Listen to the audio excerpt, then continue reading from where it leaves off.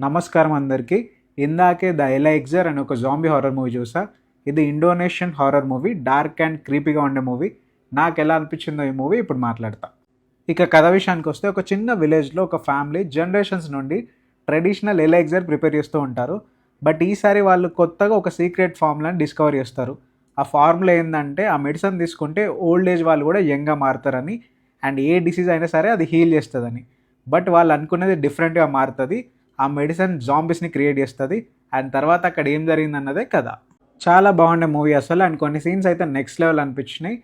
Movie స్టార్టింగ్లో ఒక event ఉంటుంది, ఆ సీన్ బాగుండే. అండ్ దాని తర్వాత ఒక ట్రక్ సీన్ బాగుండే. ఇంకా ప్రీ క్లైమాక్స్లో పోలీస్ స్టేషన్ బయట సీన్, ఇలా చాలా సీన్స్ నాకు బాగా నచ్చినాయి. మంచిగా వర్కౌట్ అయినట్టు అనిపించింది. ఇంకా మూవీలో ఒక మదర్ అండ్ సన్ వేరే వేరే ప్లేసెస్లో తప్పిపోతారు. వాళ్ళ అమ్మ తన కొడుకు కోసం వెతకడం స్టార్ట్ చేస్తుంది. ఆ జర్నీ అంతా నెక్స్ట్ లెవెల్ అనిపించింది. ఇంకా మూవీలో బ్యాక్గ్రౌండ్ స్కోర్ చాలా బాగుండే. అండ్ జాంబీస్ కూడా చాలా రాగా ఉండే. మూవీ స్టార్ట్ అవ్వడానికి ఒక 20 minutes అలా పడుతుంది. వన్స్ స్టోరీ స్టార్ట్ అయ్యాక నెక్స్ట్ లెవెల్ ఉంటుంది. మంచి ఇంట్రెస్టింగ్గా వెళ్తుంది స్టోరీ.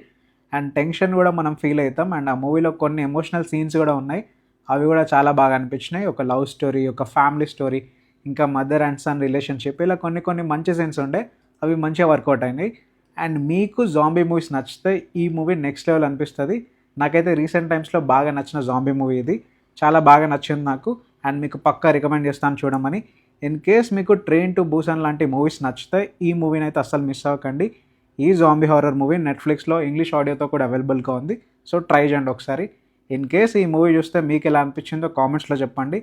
ఇంకో ఇంట్రెస్టింగ్ రివ్యూతో మళ్ళీ కలుద్దాం. Thank you.